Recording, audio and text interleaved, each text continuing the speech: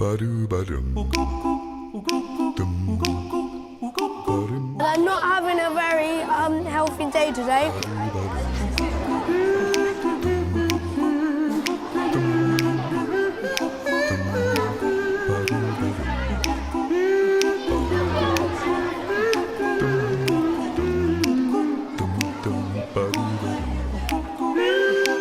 Okay, right then, good afternoon everybody.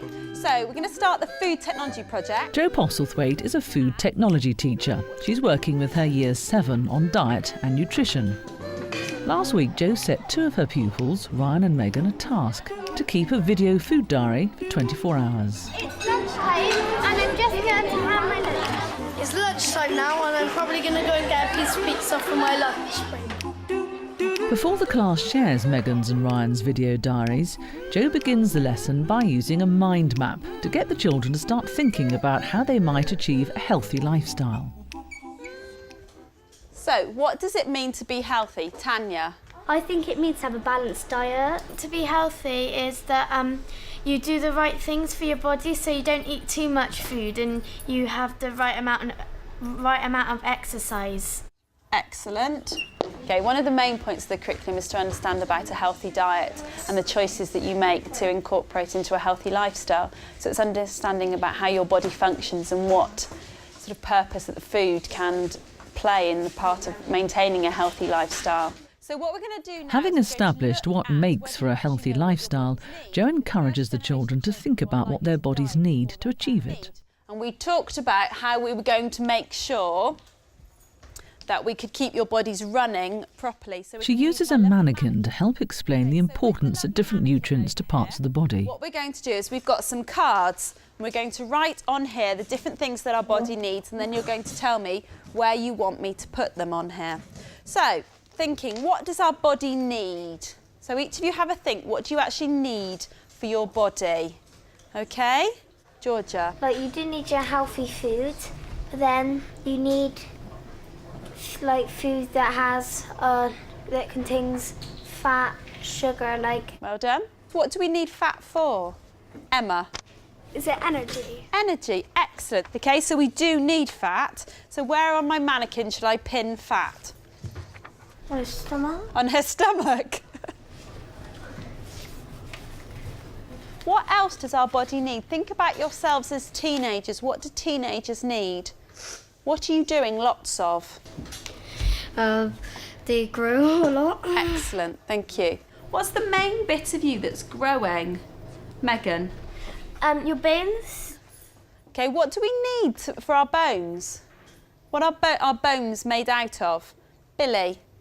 Is it made out of like ivory? Ivory, good guess, but not quite, no. Your bones need like stuff that's in milk. Do you know what it is that's in milk? Latoya? Calcium's in milk. Excellent. I think the way to engage your students is to be realistic and not set loads of goals for them, saying, right then, I want you to go home every night and demand a home-cooked meal and it's got to contain this. And just getting them to understand that a small change can have a significant difference. What would happen in your body if you weren't having enough calcium? Your bones wouldn't be very strong. Well done. Your bones wouldn't be very strong, they'd be quite brittle and they'd probably snap easily. Do you know what the name of the nutrients group is that calcium comes into? A mineral. Yeah, a mineral, well done. What other minerals might we need for our bodies, Alice? Water and lots of drinks. Yeah, water. How do we know if we're not getting enough water? You get dehydrated. Brilliant, yeah, you do. Do you know you can test whether your skin is dehydrated by looking at your hands? And if you have your hands nice and flat, my pen down, and you pinch a piece of your skin, don't bruise yourself, so I have to explain myself to your parents, but if you just hold on to it lightly and you let go, it should go back down, okay? And for the time of year and for the country we live in, you should all be quite hydrated, okay? If you're dehydrated, the skin will just stay there and it will very slowly go down because it will mean that your skin is very dehydrated. Just holding on to a bit gently and it will spring back down. There is one other main mineral Jo wants the children to think about. And some of you might hear about it because your parents might say to you that, oh, you're looking a bit pale and stuff. Do you know what nutrient that might mean you're deficient in if you have anemia? Iron. Iron, yes, excellent. What do we carry iron in around our body? Do we carry it in buckets with lots of nice iron screws everywhere? Is it in the blood? It is, correct, well done, in the blood. Okay, and I'll pin this onto the mannequin. So I'm going to show you how you can check about anemia as well. Again, you're going to have to put your hands out for me and look at your fingernails, okay? So you're looking at the bit of your fingernail that's attached to the skin, okay, which should be quite a nice pinky colour.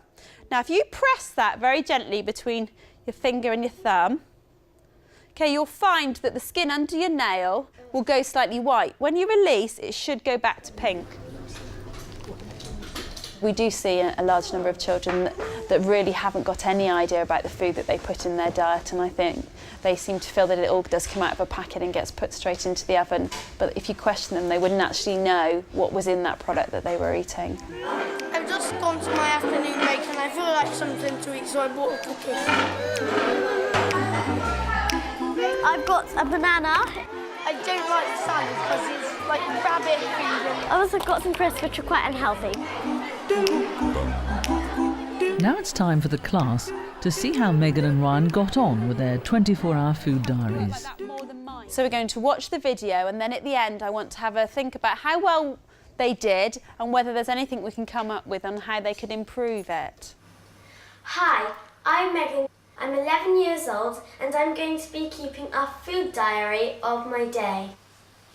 It's 7:30 and I'm about to have my breakfast. Today I have toast, an apple and an orange juice drink. It's morning break and I'm about to go and find a seat in the canteen so that I can have my snack. I think it's quite a healthy option and I enjoy these because they're just really nice.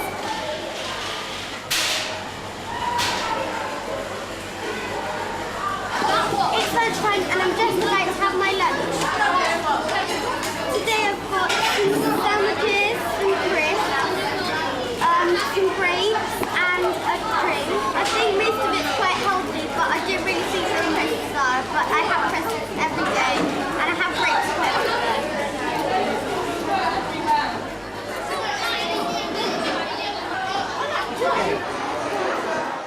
It's 5 o'clock and time for my main meal before I go dancing and club swimming.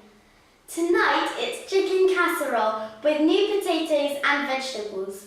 I also have an apple and blackcurrant squash drink. It's 8:30 and I've just been swimming. I've had a bottle of water and now I'm going to have a chocolate bar. I know it's not the healthiest option, but I've worked so hard I think I deserve it. So what do the class think about Megan's diet? So if we were to think about Megan's diet, if we're going to give it a mark out of 5 of how well she's following some of the nutritional guidelines, how many marks do we think we might give her? And you need to think about it because I'm going to ask you why you've said that. Lee? I think that you should give her a 4 because she's like had a mix of all of the food groups. Food groups, excellent. It was a good mix. So, fruits and vegetables that she had, how many pieces? We know that she had grapes at lunchtime. She had broccoli and carrots at tea time. Yeah. 4. That's 4, miss, because she had orange in her drink. Precise. Excellent. So if you have fruit juice, that does count. Okay, that can count as one portion. She said in the video, I don't know if any of you noticed, that she felt she deserved the chocolate bar. Why do we think she might have deserved the chocolate bar? Alice? Because she'd been swimming for a long time and that's exercise and that's part of being healthy as well. So I think she deserved the treat. Excellent, thank you. It's Ryan's turn to share his video diary with the class. I'm in my kitchen now and I'm having my breakfast and I'm having 2 pieces of toast and a glass of orange juice. There's lots of wide range for my 11 o'clock break. So here's the wide ranges. There's apples, bananas, donuts, cookies. I think I'm probably probably going to get a cookie. 17.40. Just a cookie. There you go, right? Thank you. Here we go. I bought a cookie. It's lunchtime now, and I'm probably going to go and get a piece of pizza for my lunch break. For lunch, there's carrots and vegetables and spaghetti, I think it is. And some soup. And over here, there's healthy jacket potatoes and some slices of pieces of pizza. I'm probably going to get a piece of pizza now.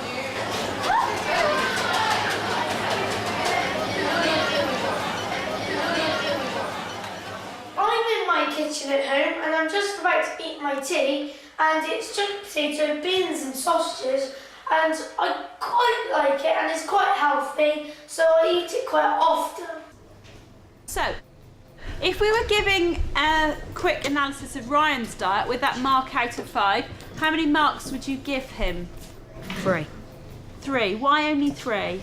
Because it's not the healthiest diet in the world, and instead of like an apple, we got a cookie. Okay, well done. What would we like to see more of in Ryan's diet? Fruit and vegetables. Okay, thank you. Is there anything else that we thought maybe there wasn't enough of in Ryan's diet? Billy? Protein. Well done, yeah. There wasn't very much protein, was there?